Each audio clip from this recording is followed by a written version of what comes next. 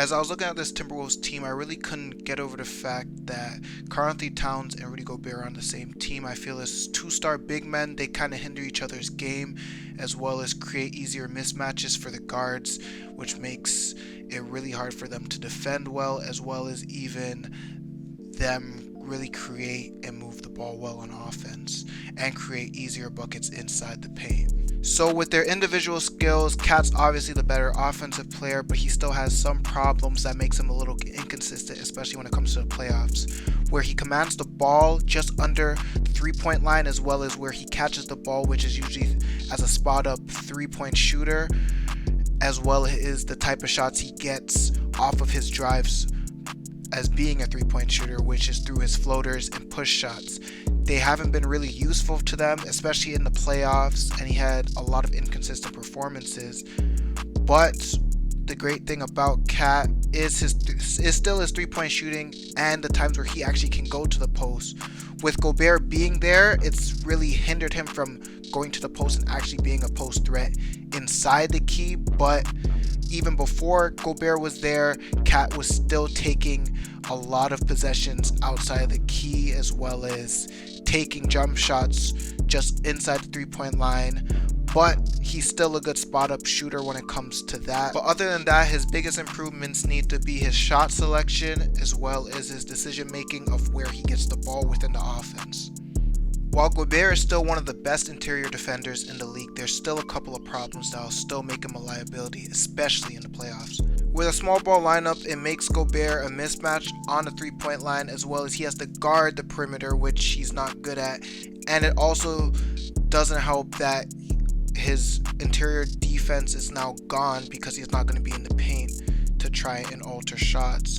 So a lot of times he does still try and cheat when small ball lineups are on, but he usually pays for it because it goes straight to his man, and even if his man doesn't get the shot, it still causes the defense to shuffle and for an easier shot to be made by the other team. And especially in the playoffs, it's a lot easier for these guys because they're a better team with better shooting percentages compared to the bottom 16. It's the same with pick and roll defense, as Gobert will try and sag to the paint and try and cheat when in a lot of situations when it comes to these playoff teams it won't work because, like I said, a lot of teams are really good shooters. So if they were to face, let's say, Warriors in a series, like, it would be very hard for him to stay on the court because it would just be a bunch of Draymond-led pick and rolls with Steph Curry or Clay when it comes to a small ball lineup. So that's where you have to make the call for Gobert in those type of series and those situations to be a situational big where he only has to be facing a big, because a lot of small ball lineups within the playoffs are a lot better because of their three-point shooting. As for fit for the team, I would have to say it doesn't really matter who they choose based off of fit, only because they only have a few future players returning, and I see they really want to have on their team for the future. So whether it's Gobert, they'll probably just need more shooting, a good pick and roll point guard, as well as a small ball center as a backup. So it's easier for them to sub out Gobert if they need to due to a small ball lineup like the Warriors. As for Karl-Anthony Towns, I would say they would need to go more towards a defensive approach with maybe an extra perimeter defender as well as even an interior defender beside Cat to help out the defense more and make it easier for Anthony Edwards not to defend the best player either.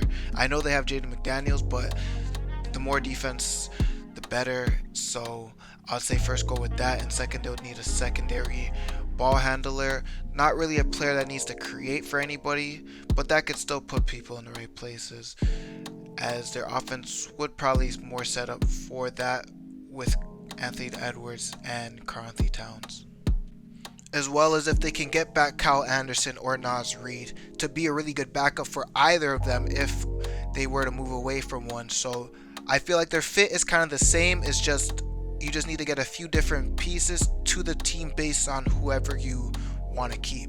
So with that, I would say ultimately the one that should be traded is Karl-Anthony Towns, as I don't think it's necessarily a skill gap between the two, as well as their fit on the team isn't any better than the other. I think the biggest reason for Cat to be traded is his trade value.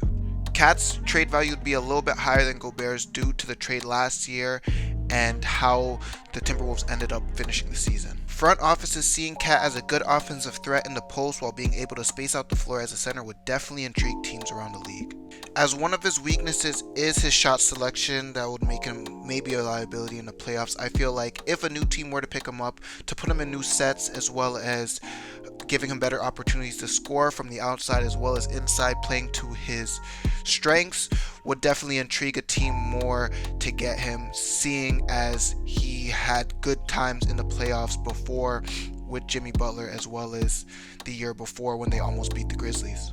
With the direction the Minnesota Timberwolves are going, Karl-Anthony Towns maybe turning from a number 1 option to a number 2 could be the reason why he could leave 2. His reaction could be negative to making Anthony Edwards the number 1.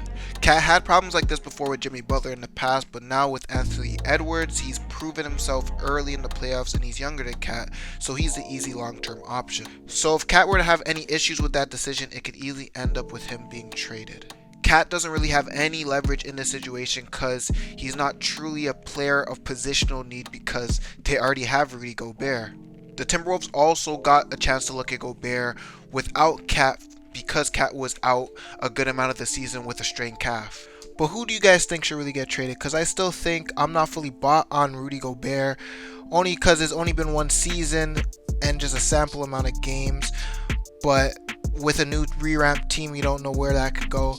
But should they really cut their losses and trade Gobert, or should they trade Cat and start a new era with Anthony Edwards? Please let me know in the comments, and as always, thanks for watching.